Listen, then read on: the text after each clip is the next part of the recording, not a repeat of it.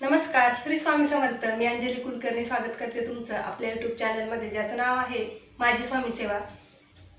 आता अधिक मासामध्ये आपल्याला तर सेवा करायच्याच आहेत, पण कसं आहे ना, कोणी म्हणजे प्रत्येक महिला ही वेगवेगळ्या सेवेचा संकल्प करेल. एकदम सगळ्याच सेवा आपल्याकडून शक्य पण नाहीये, पण जी पण काही सेवा कराल त्याचा 1000 पटीने फळ तर आपल्याला मिळणारच आहे.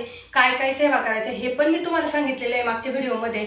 पण त्याच्यापैकी अशा एक दोन सेवा ज्या आहेत, तर त्या म्हणजे कसं, आता अधिक महिना त्याला आपण धोंड्याचा महिना पण म्हणतो, मलमास म्हणतो, पुरुषोत्तम मास म्हणतो. तर ह्या अधिक महिन्याला हे वेगवेगळे नावं दिलेले, आणि हा महिना जो आहे तर तो विष्णूंना समर्पित करणार आहे.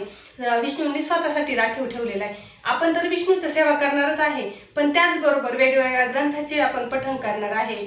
बरेच जे जुने लोक आहेत तर ते भागवत ग्रंथ जो आहे तर त्याचं महिनाभर पठण करतात. परत कोणी गुरुचरित्र पारायण करतं, कोणी स्वामी चरित्र पारायण करतं. असे वेगवेगळे जसं ज्याला शक्य आहे तसं ते जे ते संकल्प करून सेवा करणार आहे. कोणी विदाऊट संकल्प पण करू शकतं. तसं काही नाही का संकल्पच केला पाहिजे. फक्त तुमच्या सेवेमध्ये नियम ठेवा, म्हणजे नित्य नियम ठेवा की रोजची ही सेवा झाली पाहिजे. ग्रंथ आपल्या हिंदू धर्मानुसार सगळेच ग्रंथ आपण पवित्र मानतो, सगळ्या सेवा आपण पवित्र मानतो. आणि हा महिना जो आहे तर तो पितरांना सुद्धा समर्पित केलेला आहे.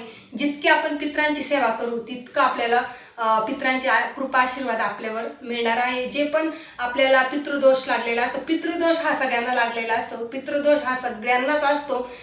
कोणी काय म्हणतं का आम्हाला नाही पितृदोष, आम्ही तर काही कोणाच्या प्रॉपर्ट्या घेतलेल्या नाही, आम्हाला कशाला, आम्ही कोणाचं लुबाडलेलं नाहीये. पण तसं नसतं. बघा, आता पितृदोष आपल्या प्रत्येकाला कसा असतो की आपण काही रोज पितरांना वरती नेऊन घास ठेवत नाही, पितरांच्या नावाने काही दान करत नाही रोज रोज, किंवा आपल्याला कधी कधी शक्य पण होत नाही. फक्त आपण वर्ष ते श्राद्ध घालतो. आपण तिथीला जे असतो पितरपाठामध्ये जी तिथ असते त्या तिथीला आपण एक व्यक्ती जेवायला बोलून किंवा 4 लोक जेवायला बोलून ते अन्नदान करत असतो. त्यांच्या नावाने आपण ते श्राद्ध घालत असतो. तर मग असं फक्त वर्ष आपण ही सेवा करत असतो.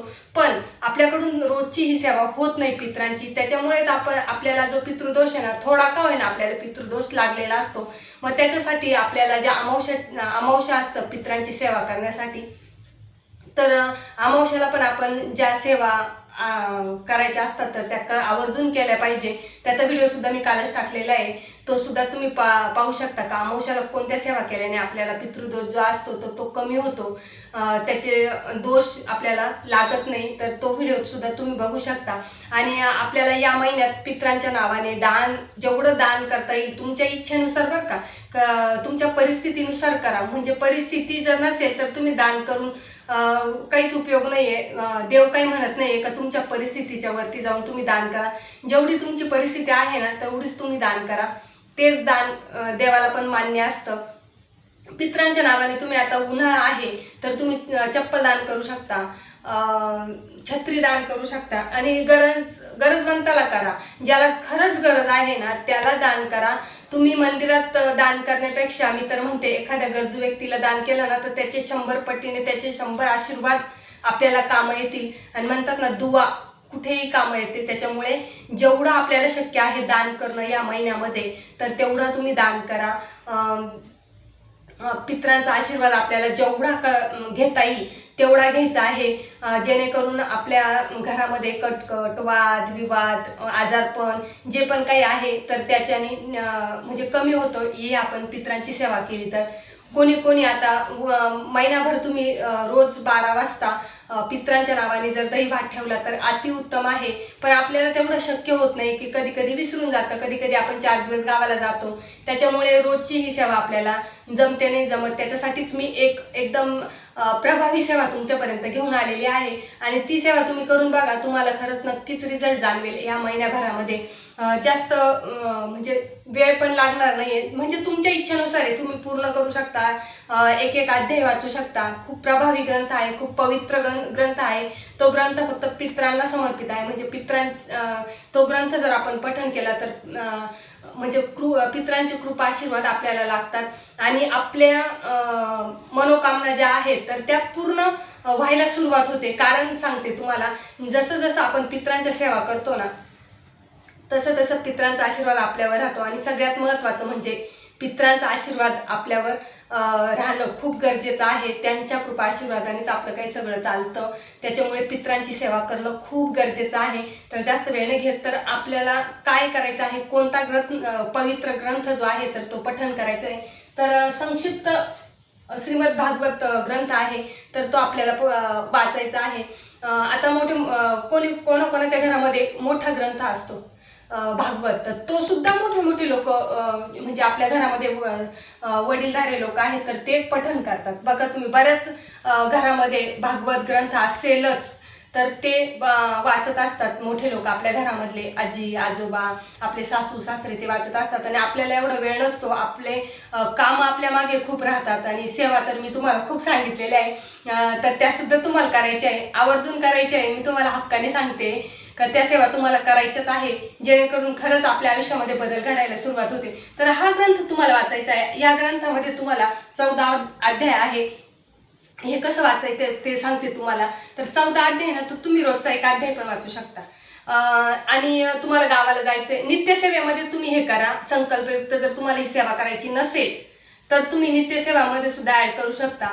रोजचा एक अध्याय वाचायचा आहे. आणि तुम्हाला शक्य झालं तर रोज एक बसनी 1 ते 14 अध्याय सुद्धा तुम्हाला जर शक्य असेल तर वाचा. ह्या ग्रंथाचं म्हणजे खूप प्रभावी ग्रंथ आहे. आता याच्यामध्ये जर 14 अध्याय तर तुम्ही जर रोज एक अध्याय वाचला तर एवढा वेळ लागणार नाही. आणि पहिल्याच दिवशी तुम्हाला स्वामी स्तवन वाचायचंय, गणपती अथर्व शीर्षक वाचायचंय. त्याच्यानंतर तुम्हाला पहिल्या अध्यायापासून सुरुवात करायची. त्याच्यानंतर तुम्हाला आरती करायची आहे. याच्यात सगळं दिलेलं आहे. त्याच्यामुळे आरती वगैरे सगळं तुम्हाला करायचं आहे. आणि जर तुम्ही हा ग्रंथ एकादशीला वाचला, हा ग्रंथ जर तुम्ही एकादशीला पूर्ण 1 ते 14 अध्याय वाचले तर आपल्याला 7 पिढ्यांचा पितृदोष जो असतो तर तो निघून जातो. जे आपल्या घराला म्हणजे नाही का आपण म्हणतो ना दरिद्री म्हणतात ना, तर ते सुद्धा आपल्या घरातून निघून जाते. इतका प्रखर म्हणजे प्रभावी ग्रंथ आहे. म्हणजे प्रखर पितृदोष 7 पिढ्यांचा निवारण होतो या ग्रंथाने. जर तुम्ही प्रत्येक एकादशीला जर हा ग्रंथ वाचला तर. आणि घरामधल्या स्त्रीनी घरामधल्या महिलांनी जी मुख्य स्त्री आहे तर तिने जर या ग्रंथाचं दर एकादशीला पठण केलं तर तिचा माहेरचा आणि सासरचा पितृदोष निवारण होतो, माहेर सासरचा उद्धार होतो. या इतक्या पवित्र ग्रंथ आहे हा. तर आवर्जून स्त्री आपल्या घरामध्ये महिला आहेत तर त्यांनी खरंच हे वाचायला पाहिजे. आणि पितृदोष जर आपल्याला असला ना तर ते आपल्या मुलांना सुद्धा तो पितृदोष लागतो. आणि कुठे आपण म्हणतो ना माझ्या मुलाला नोकरीच लागत नाहीये, माझ्या मुलाचं लग्न जमत नाहीये, स्थळ येतात पण काही कारणास्तव नाही सांगून देतात, मुलाला नोकरी हातातोंडाशी आलेला घास मिळत नाही. बरेच असे प्रॉब्लेम असतात आपल्या आयुष्यामध्ये. तर ते आपल्याला कळत नाही का आपल्याला नेमकं काय आहे. आपण आपल्यालाच दोष देत राहतो का नाही आपल्यातच काही कमी आहे, आपलंच कुठेतरी चुकतंय. पण असं नसतं, त्याच्यात कुठेतरी पितृदोष लागलेला असतो. आणि पितृदोष तोच निवारण्यासाठी आपल्याला ह्या छोट्या मोठ्या सेवा करायच्या असतात. म्हणजेच अमावस्याला थोड्याफार सेवा आहेत,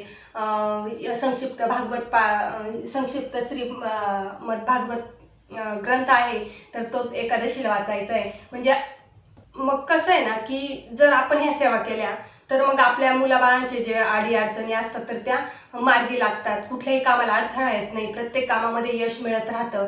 जर आपल्याला पितृदोष नसला तर 3 वर्षातून तुम्हाला नारायण नागबली सुद्धा करायची आहे तर ती त्र्यंबकेश्वरलाच होते. पण एवढा वेळ आपल्याकडे राहत नाही प्रत्येक 3 वर्षाला आपण जाऊन त्र्यंबकेश्वरला नारायण नागबली करू. त्याच्यामुळे तुम्हाला हे छोट्या मोठ्या सेवा करायच्या आहे. आणि ह्या छोट्या मोठ्या सेवा खूप पवित्र मानल्या जातात आपल्या हिंदू धर्मानुसार.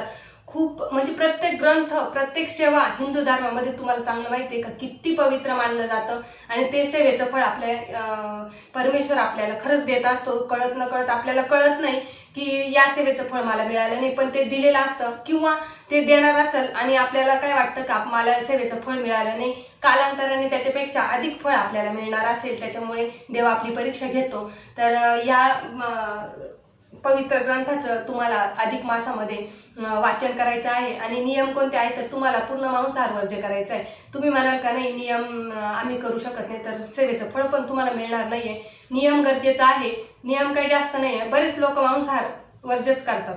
मी तर म्हणते 100% लोक अधिक मासामध्ये मांसाहार वर्जच करतात, म्हणजे 90% 95% वर्जच करत असतील. पण राहिलेले 5% लोक आहेत तर ते मांसाहार करतात, पण त्यांना सेवा करायची. तर तुम्ही किती सेवा केली तर त्याचं फळ तुम्हाला मिळणार नाही. त्याच्यामुळे मांसाहार पूर्ण वर्ज्य करायचा आहे. आणि तुम्ही जर एक एक रोज अध्याय वाचताय आणि तुम्हाला जर माहेरी जायचंय, वाण घ्यायला जायचंय, माहेरी महिलांना माहेरी जायचं राहतं, तर तुम्हाला आता म्हणजे 1-2 दिवस चालतं, कारण की नित्यसेवेमध्ये तुम्ही ऍड करणार असाल तर. आणि जर तुम्ही संकल्पयुक्त सेवा केली तर तुम्हाला रोजचं रोज वाचन चालूच ठेवायचं आहे. त्याच्यात खंड नाही पाडता येणार. त्याच्यामुळे ही सेवा तुम्ही आवर्जून करा. आणि सेवा करतात पण तो विश्वास ठेवून करा. मी माझ्या प्रत्येक व्हिडिओमध्ये हेच वाक्य परत परत सांगते की विश्वास ठेवा, श्रद्धा ठेवा, भाव ठेवा, त्याचं फळ तुम्हाला आपोआप मिळेल. आणि जर निस्वार्थ सेवा केली तर जेव्हा आपण सेवा करतो ना त्याच पिरियडमध्ये आपल्याला अनुभव यायला सुरुवात होते. तर इतकं आपल्याला या ग्रंथाचं सेवेचं पावित्र्य समजून ही सेवा आपल्याला पार पाडायची आहे. सेवा आपल्याला महिनाभर कंटिन्यू करायची आहे, नियम वगैरे सगळं धरून. तर चला आजची सेवा स्वामीचरणी अर्पण करते. श्री स्वामी समर्थ.